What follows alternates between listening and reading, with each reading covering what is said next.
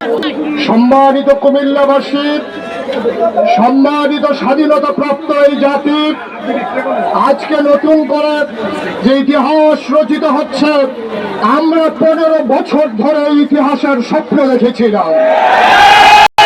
ইতিহাস রচনা করতে গিয়ে আমার ভাইয়েরা সে 28 অক্টোবর বীর মুজাহিদ পল্টনের ময়দানে যেমন করে রক্ত ঝরিয়েছিল, সেই রক্তের ধারা রেখে গতকালকে পর্যন্ত রাজপথকে যেন রক্তাক্ত করেছে, আমরা এই পর্যায়ে তাদের রুহে ফেরাত কামনা করছি। আল্লাহর দরবারে তারা যেন শহীদ হিসাবে মর্যাদা পায়, আমরা সবাই মিলে তাদের জন্য দোয়া করছি। এই 92 জন লোক মুসলমানের দেশে এই তথাকথিত মুসলমান ধরে অধিকার করে বলেছিল আমরা কি মুসলিম না, ভুল করার জন্য মাঠে দিতে শুরু করে আমার আরবকে তারা কারারুদ্ধ করেছে। এই বাংলাদেশে যিনি ইসলামের পথিকৃৎ, এই বাংলাদেশে এই তাফসীর মাহফিলের পথিকৃৎ, তারা আল্লামা সাইদি সাহেবের যে জানাজা পর্যন্ত রাজদারিতে পড়তে দেয় নাই, কারণ নির্বিঘ্নে চূড়ার মতো পলায়ন করে বাংলাদেশ থেকে বিদায় হতে হয়। আমরা সকল স্বৈরাচারের ইতিহাস দেখেছি, আমরা সকল স্বৈরাচারের ইতিহাস জানি। সেই ফেরাউন থেকে শুরু করে ইসলাম বিদ্বেষী শক্তি যেমন করে অপমানিত হয়ে অপদস্থ হয়ে এই পৃথিবী থেকে বিদায় দিয়েছে, আমরা আজকে বাংলাদেশে দেখলাম জীবিত থেকেও যিনি মৃত্যুর স্বাদ গ্রহণ করেছে, এই আজকে স্বৈরাচারী শেখ হাসিনা। আমরা বিশ্বাস করে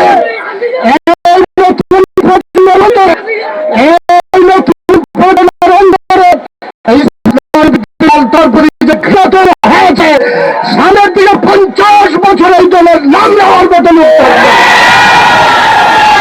আমরা বলে দিতে চাই। আজ আমার যারা জেল খেটেছেন, যারা রক্ত দিয়েছেন,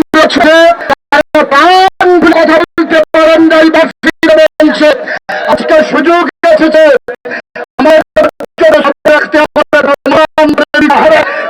আমরা শান্তিপ্রিয় মুসলমান, আমরা বিজয়ের সকল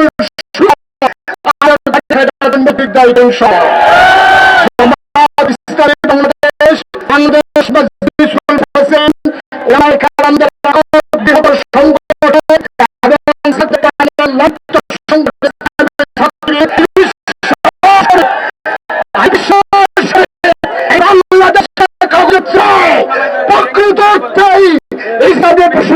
বাংলা রূপান্তর করার জন্য আমার এই বীর জনতা ভূমিকা রাখবেন। সব বাংলাদেশকে বিজয়ের হাত দিতে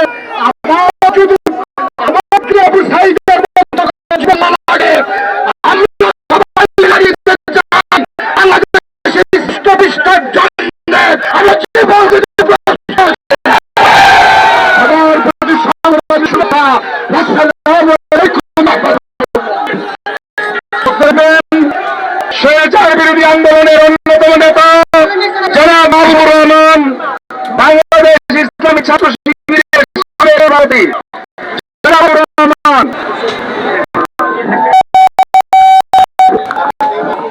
সম্মানিত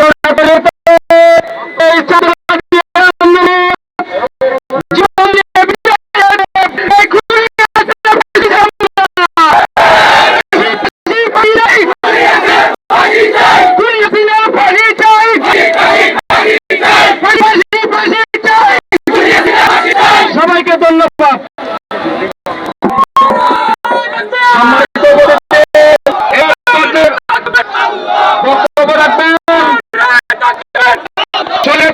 আন্দোলনে যিনি নিয়মিত মিছিল করে অনেক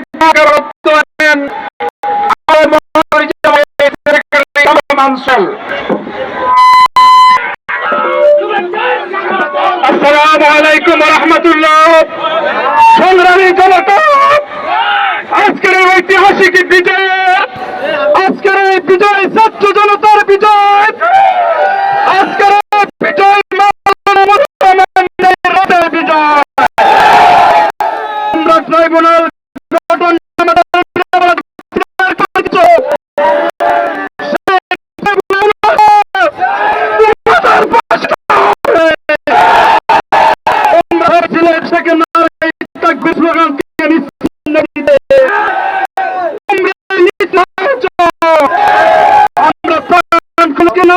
স্লোগান দেব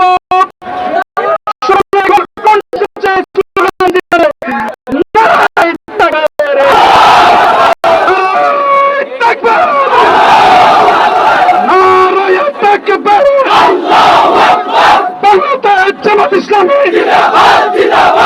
ইসলামী ছাত্র শিবির জিন্দাবাদ জিন্দাবাদ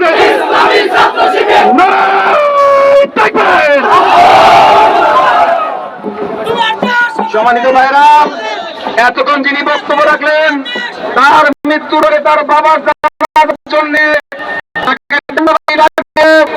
অবস্থায় সম্মানিত